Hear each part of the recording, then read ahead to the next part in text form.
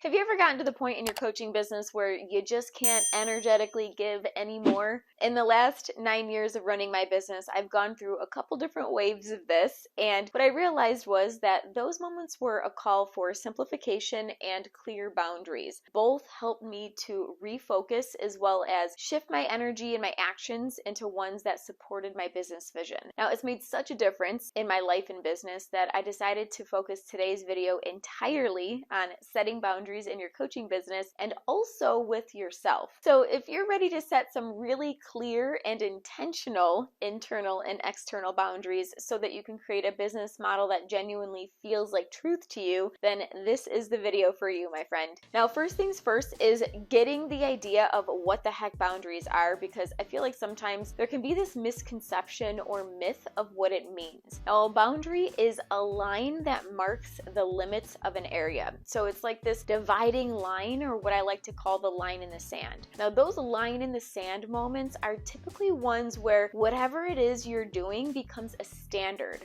for you and your business model. Now, on the outside, it could look like a simple business boundary or a standard, but if you take a step back from the situation and look at it from an observer's perspective, you'll notice that it's an energetic standard as well, like a very clear internal yes or no. Now, everything in our business expands from our internal energetics that show up as external boundaries. Being the self-led CEO of your business and showing up as such means embracing and sticking to these boundaries. To make it beyond six figures, it's going to be important to give attention to all parts of your business: the energetic, the strategic, and the self-leadership. You have to be willing to tighten up those energetic boundaries in business and life, as well as become the example of choosing your alignment and vision over and over again. Now, there are definitely going to be many areas where you draw the line in the sand in your business and life. So let's get into the top 6 boundaries to set with both your coaching clients and yourself so that you're creating a business and an aligned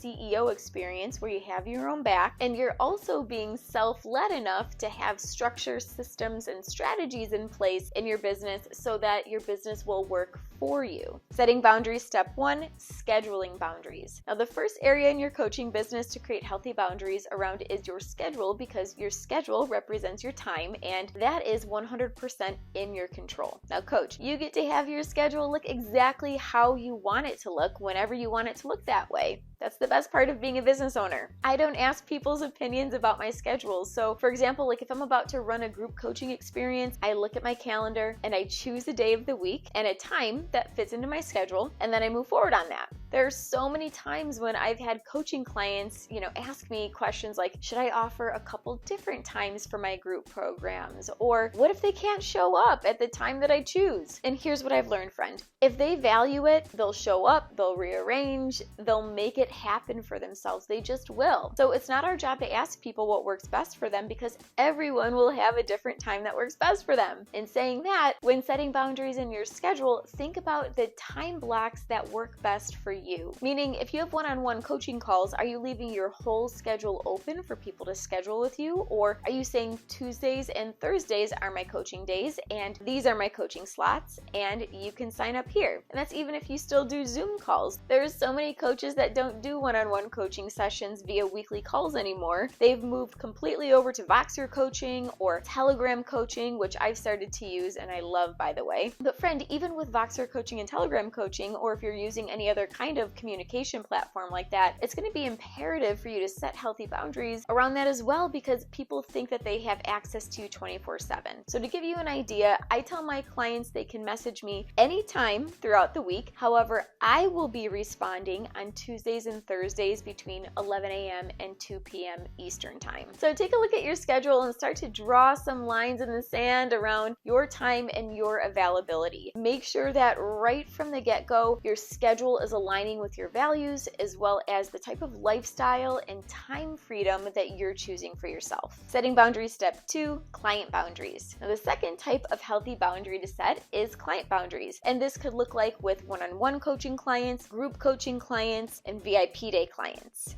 It could also look like people who aren't clients yet, but they're inquiring about becoming a client. Now, as you can see, you're setting boundaries in all different types of ways here. So let's start from the beginning. The first boundary is for people who are not yet clients, but they're inquiring about your services. Now, if potential clients are DMing you or emailing you, or if they've filled out some sort of like application and they're wanting more information, your boundary will be around how much time and knowledge you're willing to give for free throughout this enrollment process. The next boundary to set and to think about is the investment, which is the monetary boundary with your coaching clients. And remember, the investment you choose for your offers is because you are valuable. It's not just your content or the things that you've created. Your prices are your prices because you are valuable, friend. That mindset is part of a wealth consciousness. I am valuable.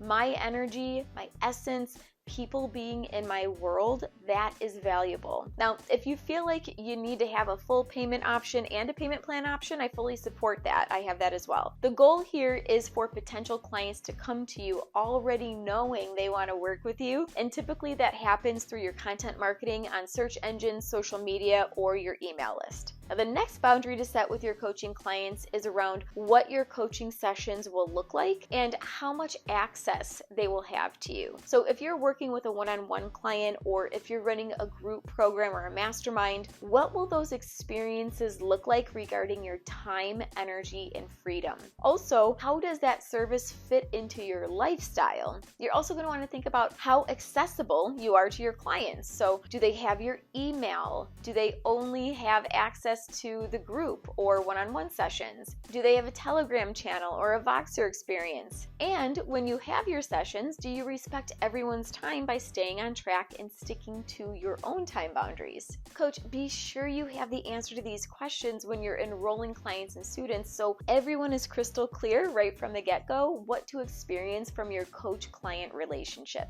Setting boundaries, step 3, refund and contract boundaries. Now, the next boundary to set in your business is around your contracts and refund policies. So you want to be thinking about the different types of offers you have, whether it's one-on-one, group programs, masterminds, online courses, other digital products. And then after that, think about if you intend to offer some sort of refund or money-back guarantee. Also, know that different types of offers may have different refund policies. Up until recently, I offered a 7-day money-back guarantee on certain online courses. However, now I have a strict no refund policy on all of my products, programs, and services. And if you want to learn a little bit more about creating refund policies and how to handle refund requests with class, go ahead and click here and I'll walk you through that. Overall, be sure to choose your boundaries around refunds. Make sure that you're putting it in writing. That is so important, and stick to them because this is one of those business aspects that you want to have taken care of right from the beginning. Setting boundaries, step 4, personal follow-through. Now, this boundary is a combination of internal and external boundaries. Here, we're talking about your own personal follow-through with your boundaries and discipline. Now, I'm talking about following through on courses or programs that you've either started creating and you haven't finished yet, or courses and programs that you've bought into as a student that you haven't finished. I'm talking about following through on the strategies and structure you chose, and also following through on your marketing. So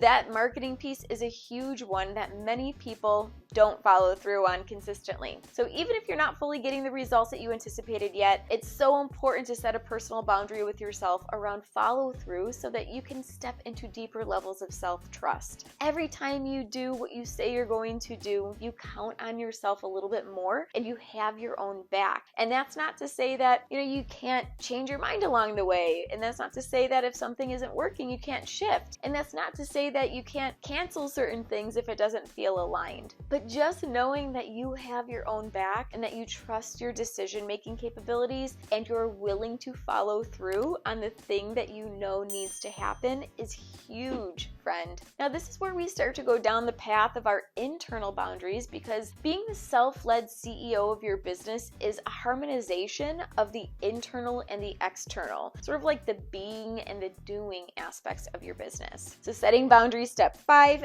daily self-observation. Now, developing a habit of daily self-observation is essential when building your empire, because your empire is more than just your business. It's all aspects of your life. One of the most powerful things things that you can do for your own mental health is to explore your non-negotiable needs throughout the day, as well as your intuitive nudges and your boundaries. So create an energetic standard for yourself to observe yourself throughout the day so that you can know what you need and then practice giving it to yourself in the exact moment that you need it. So for me, I know that I need a certain amount of alone time each day. It's not a desire or a luxury, it's a necessity for my mental health. So I intentionally create space in my day, typically in the mornings and evenings, to give myself what I need. And I'd love to hear your thoughts on this. What are some boundaries that you already have in place for your own mental health and also for your business? Go ahead and let me know in the comments below. So the energetic standard here is I observe myself, I know what I need, I give myself what I need, and then I continue on with my day because following through on my needs is now an extension of who I am. And as you observe yourself, you're going to start seeing other areas where the internal boundaries come into play. And this is where we start to have conversations with ourselves around what's really going on the inside, which leads to the last boundary, which is setting boundaries. Step 6, mindset discipline. Now, your mindset discipline relates back to daily observation. It's asking yourself questions like, what is my mind telling me right now? And how can I redirect in the moment if it's not aligned with my standards and boundaries? Now, coach, this is an opportunity to completely shift and rewrite your present and future timelines. Your internal story creates your reality, and it gets to be and look exactly how you want it to be and look. And that's only going to happen through self-observation and transcending the conditioned habitual mind that we all have when it tells you, no, you can't, or no, it's not possible, and then continuing to move forward in a more aligned and connected way. And I'll be honest, letting go and surrendering aspects of the self that are no longer true isn't always easy, and it certainly is not always pretty, but this is where we rewrite the story of what's possible for us. So look at where you're giving your thought power and energy throughout the day. And if you're finding yourself in moments of like tension and constriction or shallow breathing, begin by confronting your shadow